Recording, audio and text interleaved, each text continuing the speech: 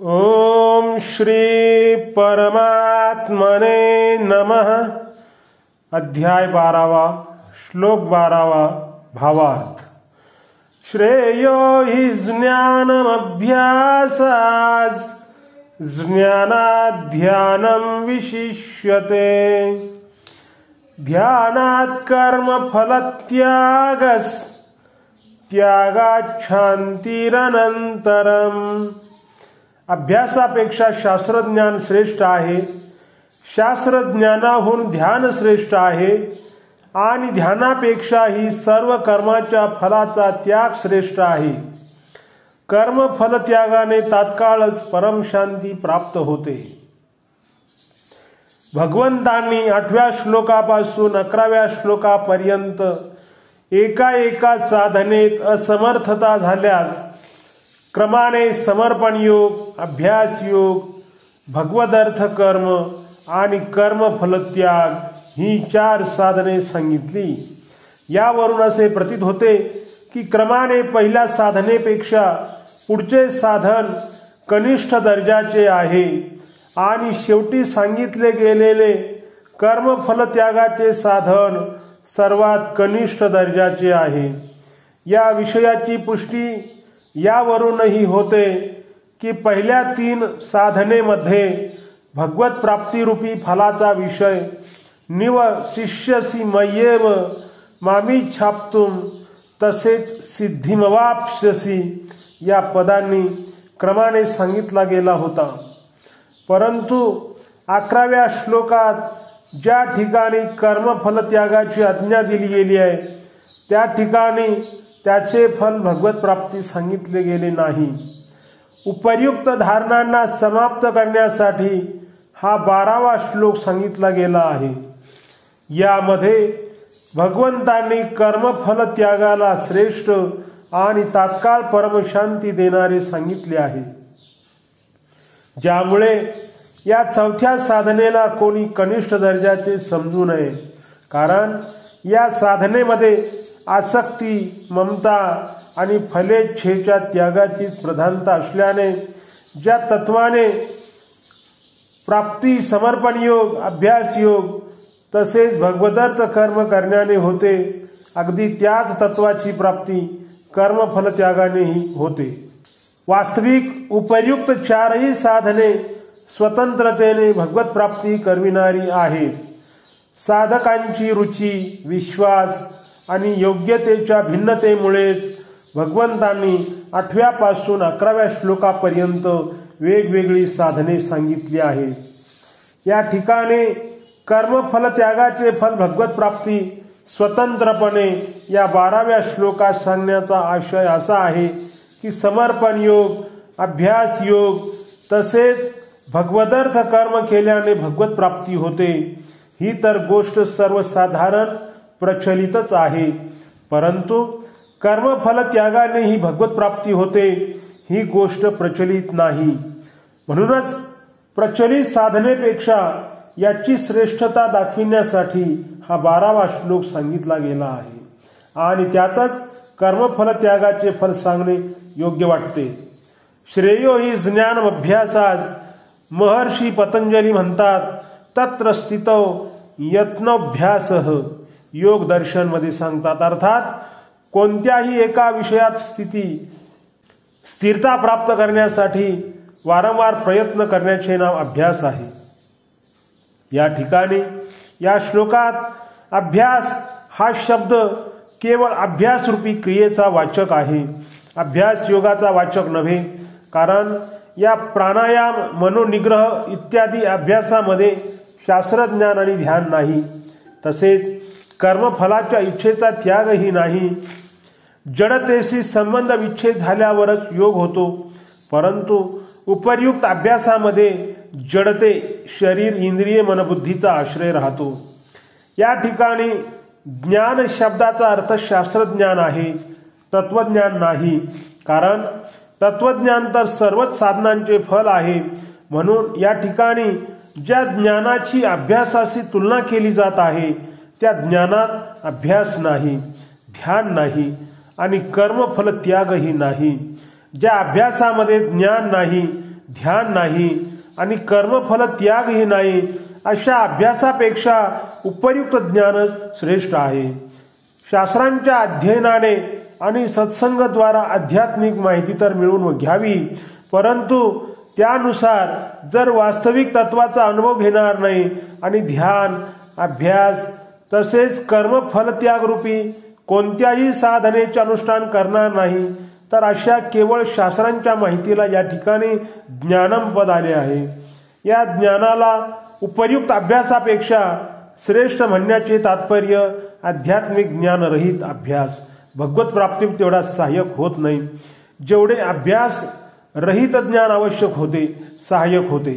कारण ज्ञानाने भगवत प्राप्तीची अभिलाषा जागृत होऊ शकते, ज्यामुळे संसारापासून उत्थान करून घेणं जितकं सुगम होऊ शकतं तितकं केवळ अभ्यासाने होत नाही. ज्ञानात ध्यान विशिष्यते. या ठिकाणी ध्यान शब्द केवळ मनाच्या एकाग्रतारूपी क्रियेचे वाचक आहे, ध्यान योगाचे वाचक नव्हे. या ध्यानात शास्त्रज्ञान आणि कर्मफलत्याग नाही. असे ध्यान त्या ज्ञानापेक्षा श्रेष्ठ आहे, ज्या ज्ञानामध्ये अभ्यास, ध्यान आणि कर्मफलत्याग नाही. कारण की ध्यानाने मनाचे नियंत्रण होत असते, परंतु केवळ शास्त्रज्ञानाने मनाचे नियंत्रण होत नाही. म्हणून मन नियंत्रणामुळे ध्यानाने जी शक्ती संचित होते ती शास्त्रज्ञानाने होत नाही. जर साधक त्या शक्तीचा सदुपयोग करून परमात्म्याकडे अग्रेसर होऊ इच्छित असेल तर जितकी सुगमता त्याला होईल तितकी शास्त्रज्ञानाने होणार नाही. याबरोबर ध्यान करणाऱ्या साधकाला जर त्याने शास्त्राचे अध्ययन केले तर मनाच्या एकाग्रतेमुळे वास्तविक ज्ञानाची प्राप्ती फार सुगमतेने होऊ शकते. परंतु केवळ शास्त्राध्ययन करणाऱ्या साधकाला इच्छा असूनही मनाच्या चंचलतेमुळे ध्यान लावणे कठीण जाते. आजकालही पाहिले तर शास्त्राध्ययन करणारे पुरुष जितके मिळतात तितके मनाच्या एकाग्रतेसाठी प्रयत्न करणारे मिळत नाहीत. ध्यानात कर्मफलत्याग. ज्ञान आणि कर्मफलत्याग रहित ध्यानापेक्षा ज्ञान आणि ध्यानरहित कर्मफलत्याग श्रेष्ठ आहे. या ठिकाणी कर्मफलत्यागाचा अर्थ कर्म तसेच कर्मफलाच्या स्वरूपाचा त्याग नाही, तर कर्म आणि त्यांच्या फलामध्ये ममता, आसक्ती आणि कामनेचा त्यागच आहे.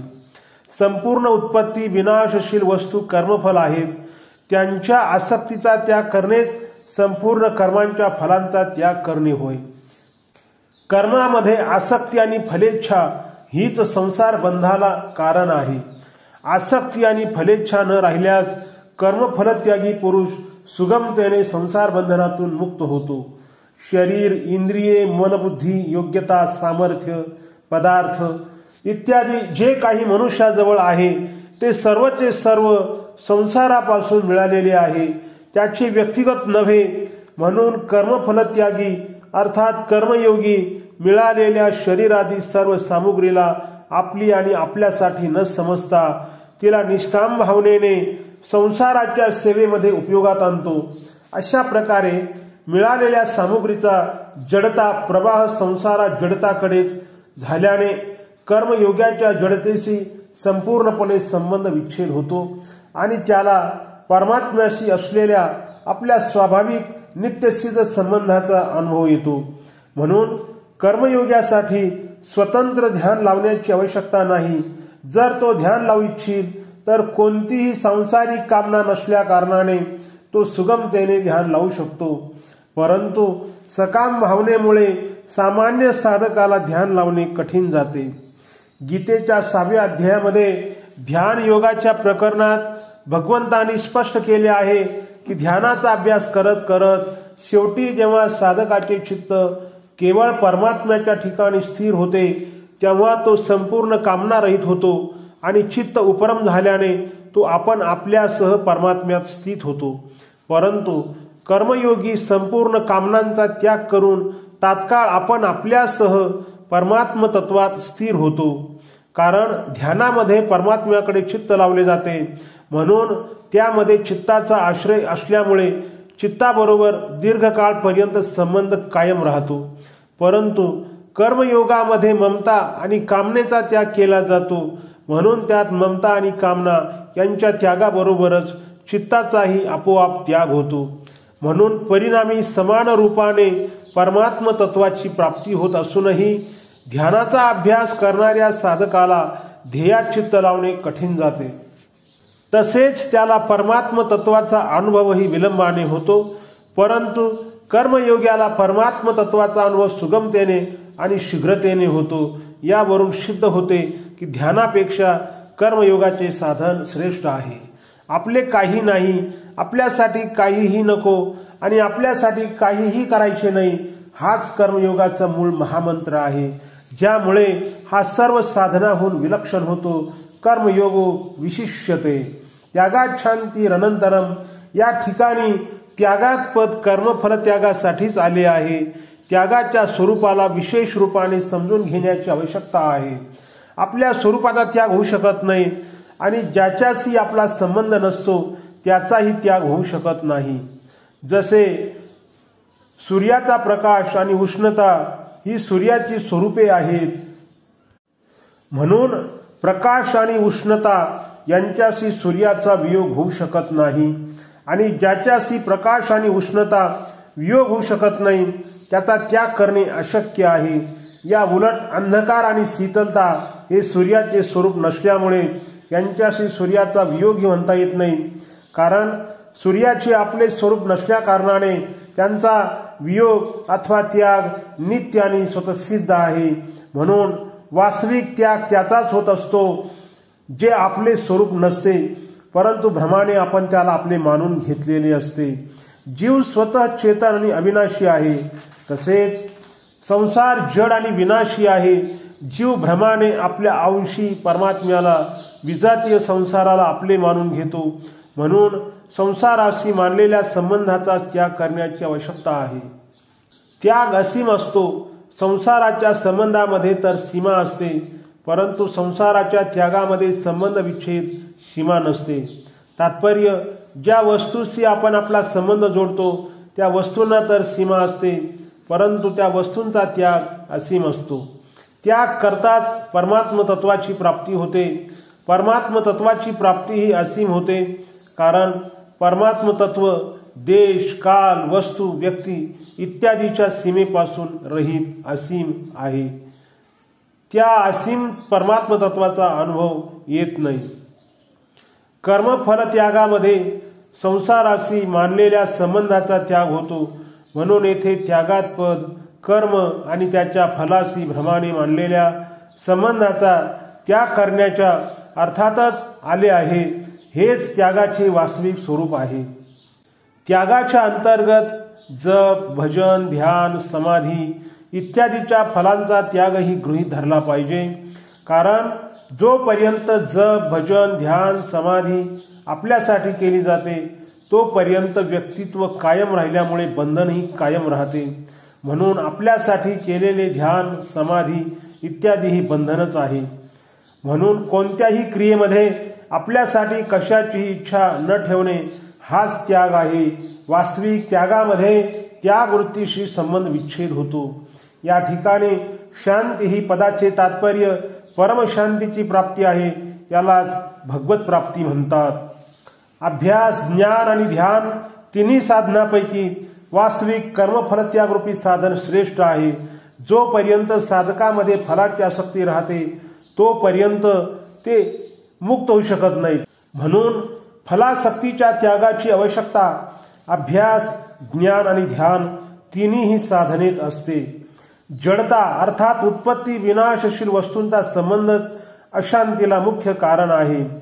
कर्मफलत्याग अर्थात कर्मयोगात आरंभापासूनच कर्म आणि त्याच्या फलाच्या आसक्तीचा त्याग केला जातो.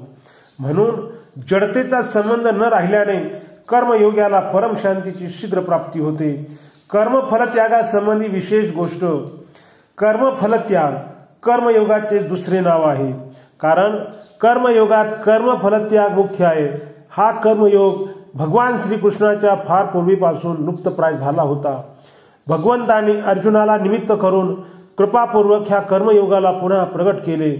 भगवंतांनी याला प्रगट करून प्रत्येक परिस्थितीमध्ये प्रत्येक मनुष्याला कल्याणाचा अधिकार प्रदान केला अन्यथा अध्यात्म मार्गाविषयी असा विचारही केला जाऊ शकत नव्हता की एकांताशिवाय, कर्माचा त्याग केल्याशिवाय, वस्तूंचा त्याग केल्याशिवाय, स्वजनांचा त्याग केल्याशिवाय प्रत्येक परिस्थितीत मनुष्य आपले कल्याण करून घेऊ शकतो. कर्मयोगामध्ये फलासक्तीचा त्यागच मुख्य आहे. स्वस्थता, अस्वस्थता, धनवत्ता, निर्धनता, मान, अपमान, स्तुती, निंदा इत्यादी सर्व अनुकूल प्रतिकूल परिस्थिती कर्माच्या फलरूपात येत असतात. यांच्याशी राग द्वेष राहिले असता कधीही परमात्म्याची प्राप्ती होऊ शकत नाही. संपूर्ण उत्पन्न होणाऱ्या वस्तू कर्मफल आहेत. जे फलरूपात मिळालेले असते ते सदा राहणारे नसते, कारण जर कर्म सदा राहत नाही तर त्याच्यापासून उत्पन्न होणारे फल सदा कसे राहील. म्हणून त्याचे ठिकाणी आसक्ती, ममता करणे चूकच आहे. जे फल कधीही मिळालेले नाही त्याची कामना करणे सुद्धा चूक आहे. म्हणून फलासक्तीचा त्याग कर्मयोगाचे बीज आहे. कर्मयोगामध्ये क्रियेच्या प्रधानता प्रतीत होते आणि शरीरादी जड पदार्थाविषयी क्रिया होणे शक्य नाही. म्हणून कर्म आणि फलापासून सुटकारा मिळणं कठीण वाटतं. परंतु वास्तविक पाहता मिळालेली कर्मसामुग्री, शरीरादी जड पदार्थ यांना आपली व आपल्यासाठी मानल्यानेच फलासक्तीचा त्याग कठीण वाटतो. शरीरादी प्राप्त सामुग्रीविषयी कोणत्याही प्रकारची आसक्ती न ठेवता कर्तव्य कर्म करत राहिल्यास परमात्म्याची प्राप्ती होते. वास्तविक क्रिया कधीही बंधनकारक होत नाहीत. बंधनाचा मूळ हेतू कामना आणि फलासक्ती आहे. कामना आणि फलासक्ती समाप्त झाल्यास सर्व कर्म अकर्म होतात. भगवंतांनी कर्मयोगाला कर्मसन्यासापेक्षाही श्रेष्ठ म्हटले आहे. भगवंताच्या मताने स्वरूपाने कर्माचा त्याग करणारी व्यक्ती संन्यासी नाही, तर कर्मफलाचा आश्रय न घेता कर्तव्य कर्म करणारा कर्मयोगी संन्यासी आहे. आसक्तीरहित कर्मयोगी सर्व संकल्पापासून मुक्त होऊन सुगमतेने योगारूढ होतो. या उलट जे कर्म तसेच त्यांच्या फलांना आपले आणि आपल्यासाठी मानून सुखभोग घेतात ते वास्तविक पापाचाच भोग करतात. म्हणून फलासक्तीच संसारात बंधनाचे मुख्य कारण आहे. फले सक्तो निबध्यते याचा त्यागच वास्तविक त्याग आहे. गीता फलासक्तीच्या त्यागावर जितका भर देते तितका अन्य कोणत्याही साधनेवर देत नाही. दुसऱ्या साधनेचे वर्णन करतेवेळीही कर्मफल त्यागाला त्याबरोबर सांगण्यात आले आहे. भगवंताच्या मतानुसार त्याग तोच आहे ज्यामध्ये निष्काम भावाने आपले कर्तव्याचे पालन केले जाते आणि फलाविषयी कोणत्याही प्रकारची आसक्ती नसते. उत्तमाती उत्तम कर्माविषयीही आसक्ती नसावी आणि अत्यंत साधारण कर्मामध्येही द्वेष नसावा. कारण कर्म तर उत्पन्न होऊन समाप्त होतील, पण त्यांच्यामध्ये असणारी आसक्ती, राग आणि द्वेष कायम राहील, जी बंधनाला हेतू असते. या उलट अहंभाव आणि रागद्वेष रहित मनुष्यासमोर संपूर्ण प्राण्यांचे संहाररूपी कर्तव्य कर्म जरी आले तरीही तो बंधनात सापडू शकत नाही. म्हणूनच भगवान कर्मफल त्यागाला तप, ज्ञान, कर्म, अभ्यास, ध्यान इत्यादी साधनेपेक्षा श्रेष्ठ दाखवितात. दुसऱ्या साधनेत क्रिया तर उत्तम प्रतीत होतात, परंतु त्यापासून विशेष लाभ दिसून येत नाही. तसेच श्रम सुद्धा अधिक होतात, परंतु फलासक्तीचा त्याग केल्यावर कोणतेही नवीन कर्म करावे लागत नाहीत. आश्रम, देश इत्यादिकात बदल करावा लागत नाही. तर साधक जेथे आहे, जे करत आहे, ज्या परिस्थितीत आहे त्यातच फारच सुगमतेने आपले कल्याण करून घेऊ शकतो. नित्यप्राप्त परमात्म्याची फक्त अनुभूती होत असते, प्राप्ती होत नाही. जेथे परमात्मा प्राप्ती म्हटली जाते तेथे त्याचा अर्थ नित्यप्राप्ताची प्राप्ती अथवा अनुभवच मानला पाहिजे. ती प्राप्ती साधनेने होत नाही, तर जडतेच्या त्यागानेच होते. ममता, कामना आणि आसक्ती जडता आहे. शरीर, मन, इंद्रिये, पदार्थ इत्यादींना मी आणि माझे मानणे जडता आहे. ज्ञान, अभ्यास, ध्यान, तप इत्यादी साधने करत करत जेव्हा जडतेशी संबंध विच्छेद होतो तेव्हाच नित्यप्राप्त परमात्म्याची अनुभूती होते. या जडतेचा त्याग जितका कर्मफलत्यागाने अर्थात कर्मयोगाने सुगम होतो तितका ज्ञान, अभ्यास, ध्यान, तप इत्यादींनी होत नाही. कारण ज्ञानादी साधनामध्ये शरीरादीला आपले आणि साधनेला आपल्यासाठी मानत राहिल्याने जडतेशी विशेष संबंध कायम राहतो. या साधनांचे ध्येय परमात्मा प्राप्ती असल्याने शेवटी सफलता तर मिळते, परंतु त्या सफलतेत विलंब आणि कष्ट होतात. परंतु कर्मयोगात आरंभापासूनच जडतेच्या त्यागाचे ध्येय राहते. जडतेचा संबंधच नित्यप्राप्त परमात्म्याच्या अनुभूतीमध्ये मुख्य बाधा आहे. ही गोष्ट अन्य साधनेत स्पष्ट प्रतीत होत नाही. जेव्हा साधक हा दृढ निश्चय करतो की मला कधीही कोणत्याही परिस्थितीत मन, वाणी अथवा क्रियेने चोरी, असत्य, व्यभिचार, हिंसा, छल, कपट, अभक्षभक्षण इत्यादी कोणतेही शास्त्रविरुद्ध कर्म करायचे नाही, तेव्हा त्याच्याकडून आपोआप विहित कर्म होऊ लागतात. साधकाने निषिद्ध कर्मांच्या त्यागाचाच निश्चय केला पाहिजे. विहित कर्मांच्या करण्याचा नव्हे. कारण जर साधकाने विहित कर्म करण्याचा निश्चय केला तर त्याच्या ठिकाणी विहित कर्म करण्याचा अभिमान उत्पन्न होईल. त्यामुळे त्याचा अहम सुरक्षित राहील. विहित कर्म करण्याचा अभिमान राहिल्याने निषिद्ध कर्म होतात. परंतु मी निषिद्ध कर्म करणार नाही या निषेधात्मक निश्चयामध्ये कोणती योग्यता, सामर्थ्याची अपेक्षा नसल्या कारणाने साधकात अभिमान उत्पन्न होत नाही. निषिद्ध कर्माच्या त्यागातही मूर्खपणाने अभिमान उत्पन्न होऊ शकतो. जर अभिमान आला तर विचार करावा की जे करायला नको होते ते केले नाही तर यात विशेषता ती कोणती. जेव्हा काही केले जाते तेव्हाच फलाचीही कामना होते. जर काही केलेच नाही, केवळ निषिद्ध कर्मांचा त्यागच केला आहे तर मग फलाची कामना कशी होईल. म्हणून करण्याचा अभिमान न राहिल्यास फलासक्तीचा त्याग आपोआप होतो. फलासक्तीचा त्याग झाल्यास शांती स्वतःसिद्ध आहे. साधनेसंबंधी विशेष संकेत भगवंतांनी 9व्या, 10व्या आणि 11व्या श्लोकात क्रमाने जी 3 साधने अभ्यास योग, भगवदर्थ कर्म आणि कर्मफलत्याग सांगितले आहेत, विचारपूर्वक पाहिल्यास त्यापैकी कर्मफलत्यागाला वगळून प्रत्येक साधनेमध्ये शेष दोन्ही साधने येतात. जसे अभ्यास योगामध्ये भजन, नाम, जप इत्यादी क्रिया केल्याने त्या भगवदर्थ आहेतच आणि नाशवान फलाची कामना नसल्याने त्यात कर्मफल त्याग आहे. भगवदर्थ कर्मामध्ये भगवंतासाठी कर्म झाल्याने अभ्यास योगी आहे आणि नाशवान फलाची कामना नसल्याने कर्मफल त्यागी आहे. वास्तविक साधकाने सर्वात प्रथम आपला उद्देश, ध्येय दृढ केले पाहिजे.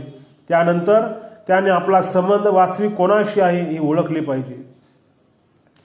मग त्याने कोणतेही साधन केले, अभ्यास, भगवदर्थ कर्म अथवा कर्मफलत्याग, ते साधन त्याच्यासाठी श्रेष्ठ साधन होईल.